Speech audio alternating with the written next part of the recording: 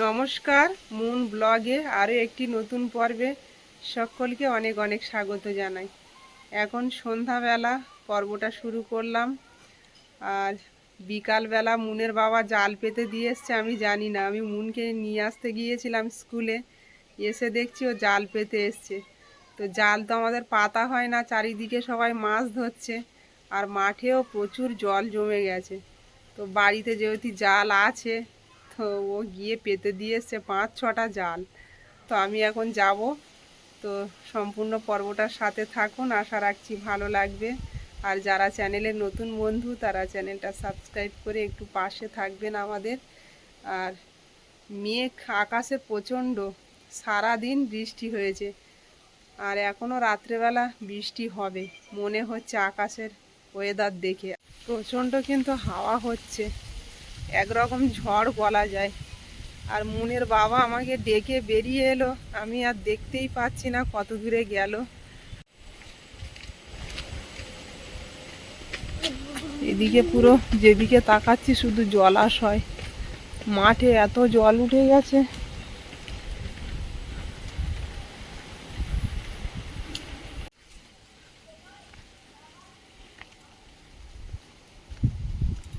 এই রাস্তাটা মাটির রাস্তা, তো কাদা হয়, স্লিপও হয় প্রচণ্ড। আর হাওয়ার কি গতি! এখন মাছ পাক আর না পাক, এই যে জাল পাতার একটা আনন্দ আলাদা। ওই যে জাল দেখছে,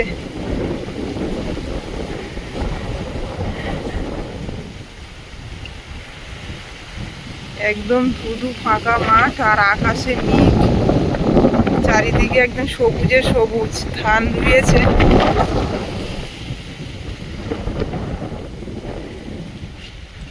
ও প্লাস্টিক এনেছে তো সাথে, আর আমি একটা বড় বালতি এনেছি। দেখি কতটা মাছ পাই আজকে।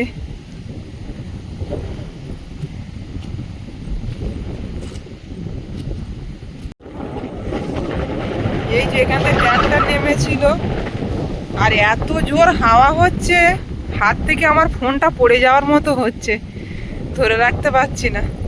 বাবা, মাছের কি নেশা! সন্ধ্যাবেলা এক হাঁটু জলে নেমে গেছে, আর জাল তো জড়িয়ে দিয়ে গেছে ট্র্যাক্টরে। ভালো আছে জাল না ছিঁড়ে গেছে? কিছু কিছু শোনা যাচ্ছে না, এত হাওয়া হচ্ছে তো, প্রচন্ড হাওয়া।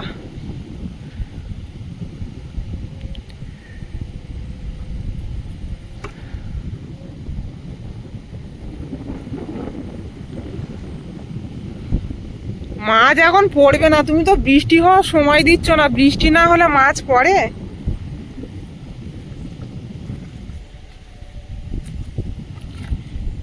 এই যে একদম কাদা রাস্তা, আর এই রাস্তাটায় ট্র্যাক্টর যায় তো, ওই জন্য রাস্তাটা খুব কাদা হয়, জায়গায় জায়গায় গর্ত হয়ে গেছে। জমি চষার ট্র্যাক্টরগুলো এই রাস্তা দিয়ে যায়। 5টা জাল সব এই মাঠে! ওহো, একটা কই মাছ পেয়েছে দেখি। দাও। মাছ হতো, এখন তো বৃষ্টি হচ্ছে না, না ওই জন্য। হুম, সন্ধ্যা হয়ে গেছে।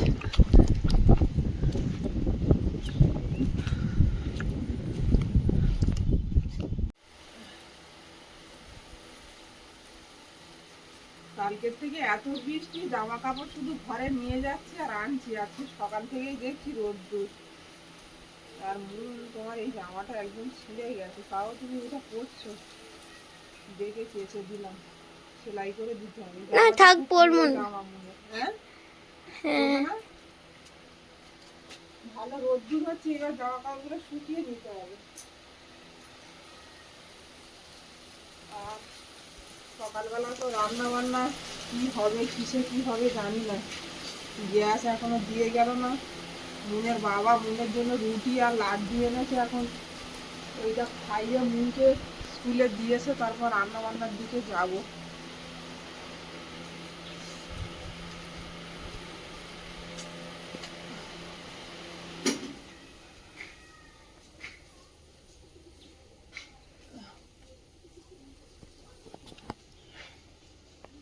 ঠান্ডা লেগে গেছে, শুধু হাঁচি হচ্ছে, ঘরের মধ্যেও ভিজে, বাইরে ওঠোনও ভিজে।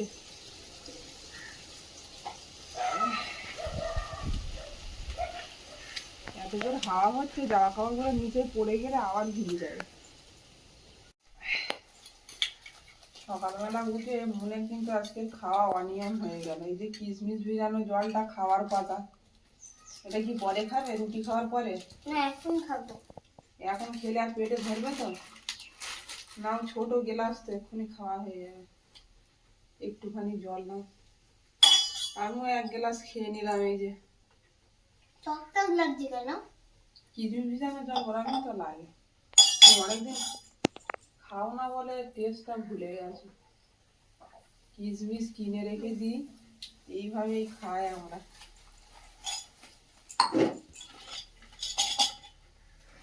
দুটো রুটি কেন তোমার কই? আমি সকালে চা বিস্কুট খেয়েছি। চা বিস্কুট খেয়ে কতক্ষণ থাকবে? মুনমুন লাড্ডু খেয়ে কটা? স্কুলে যাবে। পাউরুটি আর লাড্ডু নিয়ে এসেছি, 4টে লাড্ডু আর তাহলে 2টো পাউরুটি। দুটো খা, লাড্ডু আর একটা রুটি, আর আমি আর বাবা দুটো, এই একটা রুটি ভাগ করে খাই। অনেকটা না না, মাঝখান থেকেই সবগুলোই কেটে নেবো। না না, তোমরা দুজনে খেয়ে নাও। ওইভাবে খাও না। আমি চা বিস্কুট খেয়ে এসেছি, আর আমি আবারও বাজারে যাব না লই। গ্যাসের জন্য, গ্যাসের অফিসে যাব।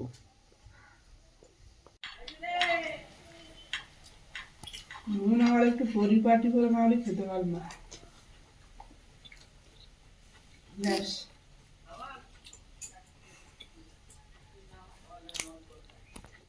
আমি একটা রুটি খেয়ে মুনের বাবাকে অর্ধেক দিলাম, আর আমি খাচ্ছি।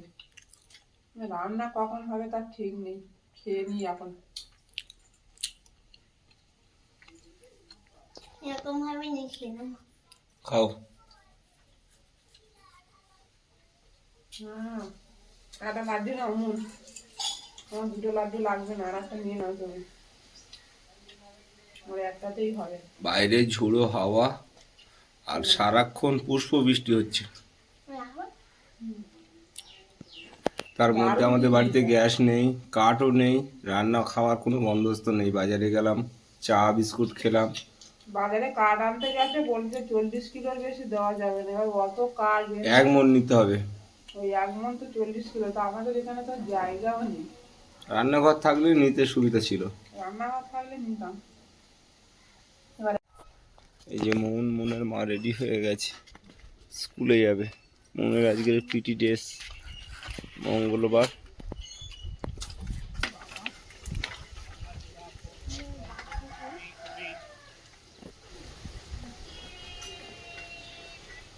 বাইরে কিন্তু আজকে খুব সুন্দর একটা ওয়েদার। সারাক্ষণ মানে ভীষণভাবে হাওয়া হচ্ছে, ঝোড়ো বাতাস, আর মাঝে মধ্যেই বৃষ্টি। আর তার মধ্যে বাইরে ভাত বসিয়ে দিয়ে অনিমা চলে গেছে। এই যে এখানে ভাত বসিয়ে দিয়ে গেছে, আর একদম ভিজা কাঠ। কীভাবে যে ভাত হবে বুঝতেও পারছি না। তো গ্যাসের বিষয়ে আজও জানার চেষ্টা করলাম।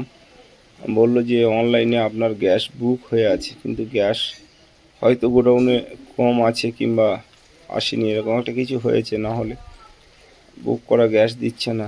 বাড়িতে খাওয়া দাওয়ার খুবই প্রবলেম হচ্ছে।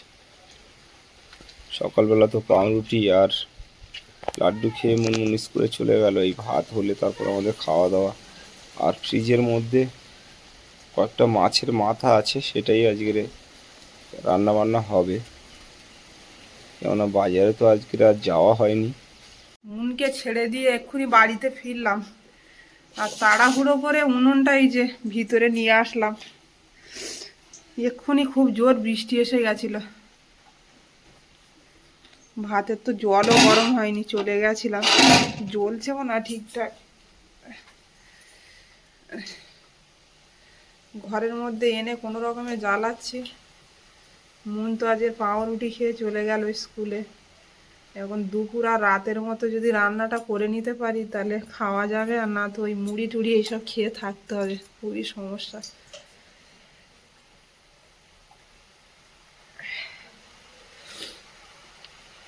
ঘরের মধ্যে ধোঁয়া হয় বলে সকাল থেকে আকাশটা ভালো ছিল, ভাবলাম যে বাইরে রান্নাটা করে নিই, তো বৃষ্টি চলে এলো।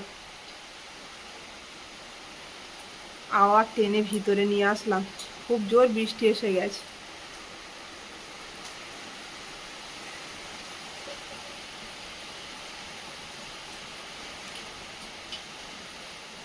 এই কাঠগুলো কোনো রকমে আজকে সকালবেলা শুকনো করলাম, কালকে তো কাঠ ছিল না, শুকনো কাঠ, তাও ভিজে আছে, পুরোপুরি শুকনো হয়নি কাঠগুলো।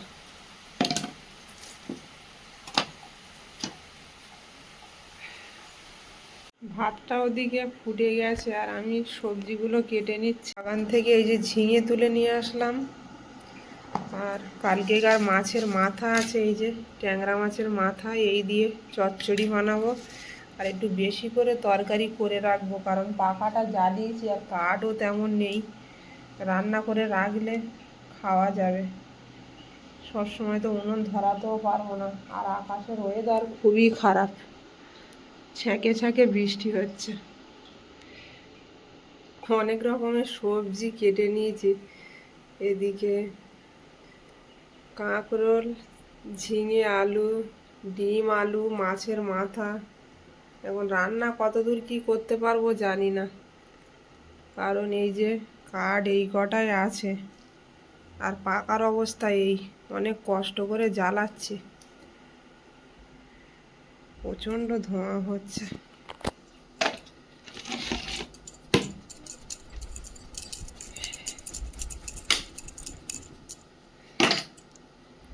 এইভাবে উনুনের ধারে বসে বসে জ্বালাতে হচ্ছে, উঠে গেলে হবে না। ডিম আর আলুটা এদিকে সেদ্ধ চাপিয়ে দিয়েছি, আর পাকাটাও জ্বলছে দেখছি সুন্দর, এই কাঠ আছে। আর এদিকে ভাতের ফ্যানটা এই যে ঝারিয়ে নিচ্ছে, এই কাঠে যে কটা রেসিপি বানানো যায় বানাতে হবে, আর বাদ বাকি রেখে দিতে হবে। মনে হচ্ছে সব বানানো যাবে না, সবজি তো অনেক রকমের কাটাকুটি করেছি, এখন যে কটা বানানো যায় সেই কটাই বানাতে হবে। ডিম আর আলুটা কিন্তু খুব ভালো সেদ্ধ হয়ে গেছে, এই যে এবার নামিয়ে নেব। আর পাখাও এদিকে লিবে গেছে আবার, এইভাবে করতে হচ্ছে, আর ধোঁয়াইতে চোখ জ্বলে যাচ্ছে।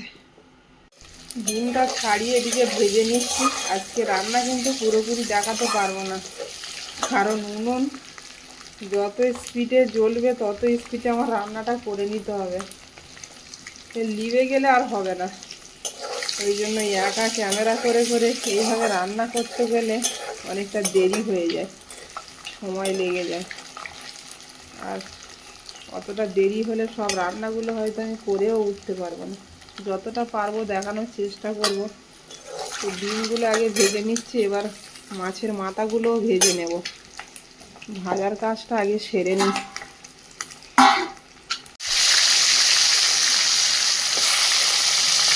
এইগুলো সেই ট্যাংরা মাছ এনেছিল আগের দিন, সেই ট্যাংরা মাছের মাথা।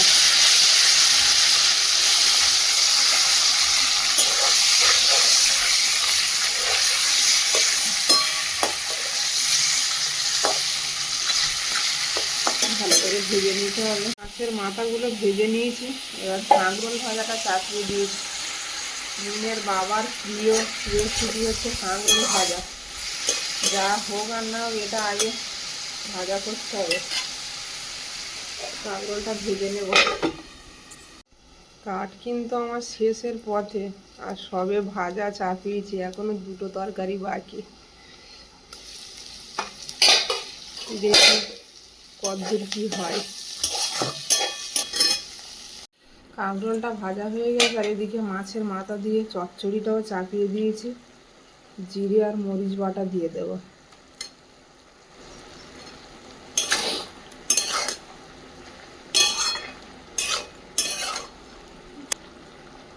মাছের মাথা দিয়ে ঝিঙে আলুর তরকারিটাও হয়ে গেল, ওদিকে কাঁকরোল ভাজা, আর এখন আর একটা তরকারি করতে পারলেই হয়ে যাবে। যা কাঠ আছে মনে হচ্ছে এতে হয়ে যাবে, ডিমের ঝোলটা হলেই হয়ে যাবে।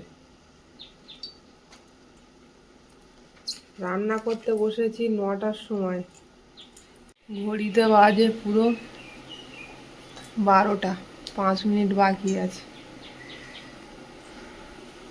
খুব কষ্ট করে রান্নাটা হচ্ছে, এইভাবেই হলেই হবে আস্তে আস্তে। এই যে আলুটা খুব সুন্দর করে কষিয়ে নিয়েছি মশলার সঙ্গে, জলটা দিয়ে দেব।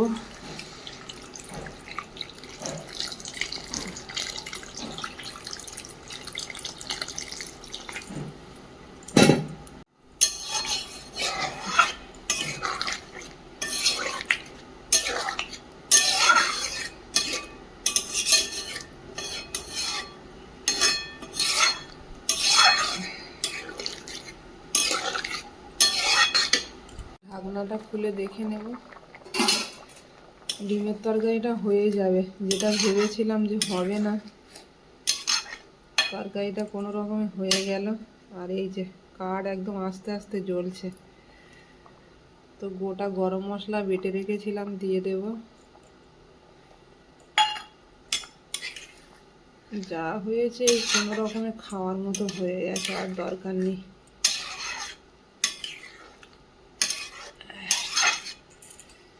আবারও একটু ঢেকে রাখবো।